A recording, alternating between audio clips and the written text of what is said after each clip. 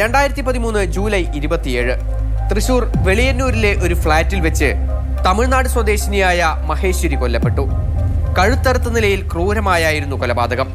മഹേശ്വരിയുടെ ഭർത്താവ് പുതുക്കോട്ട സ്വദേശി ശശികുമാർ വീട്ടിലെത്തിയപ്പോഴാണ് കൊലപാതക വിവരം പുറത്തറിയുന്നത്. മാത്രമല്ല, വീട്ടിൽ സൂക്ഷിച്ചിരുന്ന 8.25 ലക്ഷം രൂപയും മഹേശ്വരിയുടെ സ്വർണ്ണാഭരണങ്ങളും കൊലയാളി കവർന്നിരുന്നു. പോലീസ് നായ മണം പിടിച്ചെത്താതിരിക്കാനും വീടിനകത്തെ തെളിവുകൾ നശിപ്പിക്കാനും ഈ കൊലപാതകം നടന്ന റൂമിൽ മുളകുപൊടിയും മഞ്ഞൾപ്പൊടിയും വാരി വിതറിയിട്ടിരുന്നു. ഇത് പ്രാഥമികമായ തെളിവ് ശേഖരണത്തിന് പോലീസിന് തടസ്സമായി.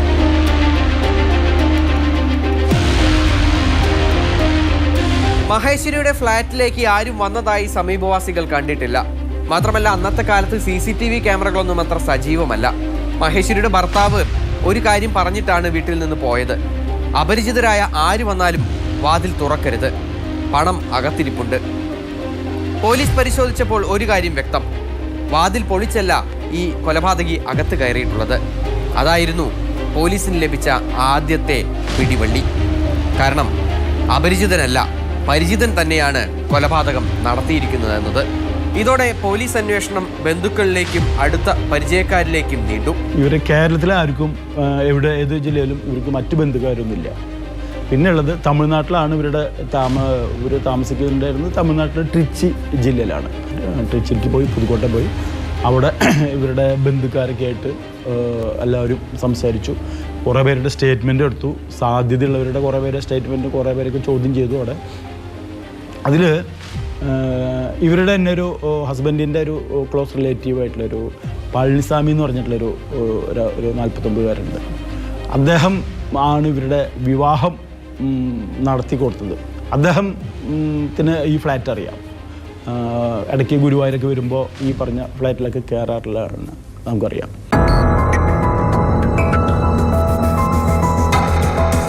കൊല നടന്ന വീട്ടിൽ നിന്ന് ഒരു മൊബൈൽ ഫോൺ ലഭിച്ചിരുന്നു. അത് പ്രതിയുടേതാണെന്ന് സംശയം തോന്നി. വിശദമായി പരിശോധിച്ചപ്പോൾ തമിഴ്നാട്ടിൽ നിന്ന് കൊണ്ടുവന്ന ഫോണാണെന്ന് മനസ്സിലായി. പക്ഷേ കൂടുതൽ വിവരങ്ങളൊന്നും പോലീസിന് ലഭിച്ചില്ല. അങ്ങനെ തൃശൂർ സിറ്റി പോലീസിന്റെ ഒരു സംഘം പോലീസുകാർ തമിഴ്നാട്ടിലെ പുതുക്കോട്ടയിലേക്ക് അന്വേഷണത്തിന് പോയി. അവിടെയാണ് കൊല്ലപ്പെട്ട മഹേശ്വരിയുടെയും ഭർത്താവിന്റെയും സ്വദേശം. സംശയമുള്ള ബന്ധുക്കളുടെയും അടുത്ത സുഹൃത്തുക്കളുടെയും ഒരു പട്ടിക തന്നെ പോലീസ് തയ്യാറാക്കി. ഓരോരുത്തരും കൊല നടന്ന ദിവസം എവിടെയായിരുന്നുവെന്ന് പരിശോധിച്ചു. പക്ഷേ അപ്പോഴും തെളിവുകളൊന്നും ലഭിച്ചില്ല. ഒടുവിലാണ് കൊല്ലപ്പെട്ട മഹേശ്വരിയുടെ ഭർത്താവ് ശശികുമാറിന്റെ ഒരു അകന്ന ബന്ധു പഴനിസ്വാമിയെക്കുറിച്ച് പോലീസിന് വിവരം ലഭിച്ചത്. അയാൾ ഇടയ്ക്കിടയ്ക്ക് തൃശ്ശൂരിലെത്താറുണ്ടെന്നും ഗുരുവായൂർ ക്ഷേത്ര ദർശനം നടത്താറുണ്ടെന്നും പോലീസിന് വിവരം ലഭിച്ചു. ഒരു ബേക്കറി ജീവനക്കാരനായിരുന്നു പഴനിസ്വാമി. ജൂലൈ 27 ഇയാൾ ജോലിക്കെത്തിയിരുന്നോ എന്നായിരുന്നു പിന്നീട് പോലീസ് പരിശോധിച്ചത്. അങ്ങനെ ബേക്കറി ഉടമ ഫറൂഖിന്റെ അടുത്ത് പോലീസ് അന്വേഷിച്ചെത്തി. അന്ന് പഴനിസ്വാമി ജോലിക്കെത്തിയിരുന്നു എന്നായിരുന്നു ഫറൂഖ് പോലീസിനോട് പറഞ്ഞത്. പക്ഷേ ഫറൂഖിന്റെ പെരുമാറ്റത്തിൽ പോലീസിന് ചില പന്തികേട് തോന്നി. കൂടാതെ സംഭവ സ്ഥലത്ത് നിന്ന് കിട്ടിയ മൊബൈൽ ഫോണിൽ നിന്ന് ലഭിച്ച വിവരങ്ങൾ പഴനിസ്വാമിയിലേക്കാണ് വിരൽ ചൂണ്ടിയത്. സംശയം തോന്നിയ സംഘം നേരെ പഴനിസ്വാമിയെ തേടിപ്പോയി. വരും വരായികളൊക്കെ നമ്മൾ പറഞ്ഞ് മനസ്സിലാക്കിയിട്ടുണ്ടായിരുന്നു. അപ്പോൾ വൈഫൊക്കെ പറഞ്ഞു, അറിയുന്ന കാര്യങ്ങളൊക്കെ പറഞ്ഞു കൊടുക്കൂ, ആ പോലീസുകാരോട് പറഞ്ഞു കൊടുക്കും എന്ന് പറഞ്ഞപ്പോൾ ഇല്ല, ജോലി ചെയ്യണ്ടായിരുന്നു, ഇതിനെക്കുറിച്ച് ഈ മട്ടനെ കുറിച്ച് അതൊന്നും തന്നെ അറിയില്ല എന്നുള്ള രീതിയിൽ തന്നെയാണ് സംസാരിച്ചത്.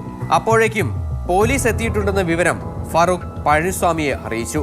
പോലീസിന് ചില തെളിവുകൾ ലഭിച്ചിട്ടുണ്ടെന്നും അയാൾ സംശയമായി പറഞ്ഞു. അപ്പോൾ അവിടെ നിന്ന് കുറച്ച് ദൂരെയാണ് ഈ പറഞ്ഞ വർക്കിംഗ് പ്ലേസ്, ഈ ഫാക്ടറി. അപ്പോൾ എന്നാൽ ശരി, ഫാക്ടറിയിലേക്ക് പോവാം എന്ന് പറഞ്ഞിട്ട് നേരെ ഞങ്ങൾ ഫാക്ടറിയിലേക്ക് ചെന്നു പഴനിസ്വാമിനെ കാണാൻ വേണ്ടിയിട്ട്. അവിടെ എത്തിയപ്പോഴാണ് അറിയണത് പഴനിസ്വാമിയുടെ 2 കൈയും പൊള്ളിയിട്ട്, അവിടെ ഇത് ഉണ്ടാക്കുന്ന ജിലേബിക്ക് ഉണ്ടാക്കുന്ന സ്ഥലമല്ല, 2 കൈ പൊള്ളിയിട്ട് ട്രിച്ചി സർക്കാർ ഹോസ്പിറ്റലിൽ അഡ്മിറ്റ് ആയിട്ടുണ്ടെന്ന് പറഞ്ഞിട്ട് ഇത് അറിവ് കിട്ടി.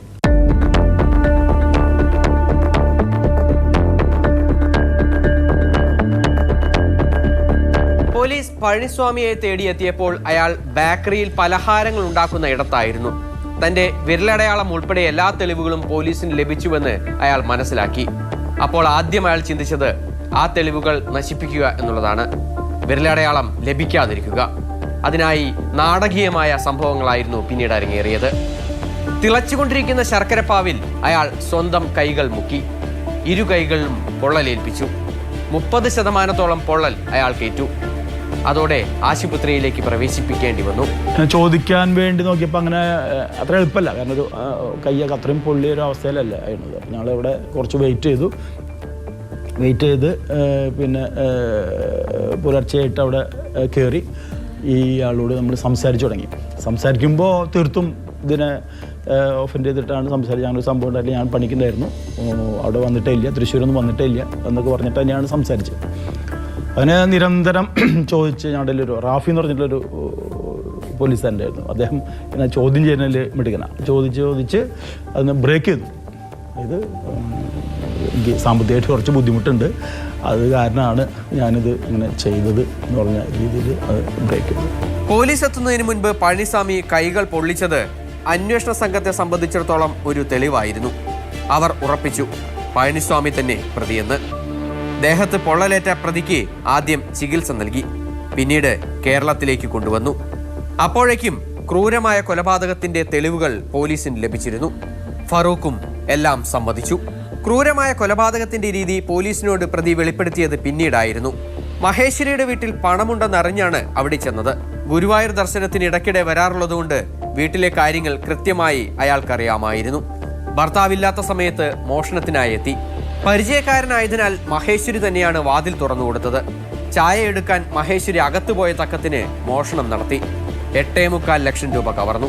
മോഷണ വിവരം മനസ്സിലാക്കിയ മഹേശ്വരി എല്ലാം പുറത്തു പറയും എന്നതിനാൽ പിന്നീട് കൊലപാതകം നടത്തുകയായിരുന്നു. കയ്യിൽ കരുതിയിരുന്ന കത്തി ഉപയോഗിച്ച് കഴുത്തറുത്തായിരുന്നു കൊലപാതകം. മഹേശ്വരിയുടെ മരണം ഉറപ്പിക്കാൻ 14 തവണ ദേഹത്ത് കുത്തി. ശേഷം മുറിയിലാകെ മുളകുപൊടിയും മഞ്ഞൾപ്പൊടിയും വിതറി. അതിക്രൂരമായ ഒരു കൊലപാതകം. പണവും മഹേശ്വരിയുടെ സ്വർണ്ണാഭരണങ്ങളും കൊണ്ട് നേരെ ബേക്കറി ഉടമ ഫറൂഖിന്റെ അടുത്തേക്കാണ് പ്രതി പഴനിസ്വാമി പോയത്. ഇരുവരും ചേർന്ന് പണവും സ്വർണവും ഒളിപ്പിച്ചു. പക്ഷേ വിശദമായ അന്വേഷണത്തിൽ എല്ലാം പോലീസ് കണ്ടെത്തി. പഴനിസ്വാമിക്കൊപ്പം മഹേശ്വരി വധക്കേസിൽ ഫറൂഖും പ്രതിയായി. അങ്ങനെ ഒരു കൊലപാതകം നടന്ന ദിവസങ്ങൾക്കുള്ളിൽ കേരള പോലീസിന്റെ അന്വേഷണത്തിന്റെ മികവിൽ കുറ്റവാളി പിടിയിലായി. ഇപ്പോഴും കേസിന്റെ വിചാരണ നടന്നുകൊണ്ടിരിക്കുകയാണ്. CCTV ക്യാമറകളും മൊബൈൽ ഫോൺ ലൊക്കേഷനും ആധുനിക അന്വേഷണ രീതികളൊന്നും തന്നെ ഇല്ലാതിരുന്ന സമയത്ത് ശാസ്ത്രീയമായി തന്നെ കുറ്റവാളിയെ പിടികൂടി കൃത്യമായ തെളിവുകൾ ശേഖരിക്കാൻ പോലീസിന് കഴിഞ്ഞു. തൃശൂർ സിറ്റി പോലീസിനെ സംബന്ധിച്ചിടത്തോളം ഒരു അഭിമാനകരമായ നേട്ടമായിരുന്നു മഹേശ്വരി വധക്കേസിലെ അന്വേഷണം. സുജി പട്ടാമിക്കൊപ്പം MS ലിഷോയ്, മാതൃഭൂമി ന്യൂസ്, തൃശൂർ.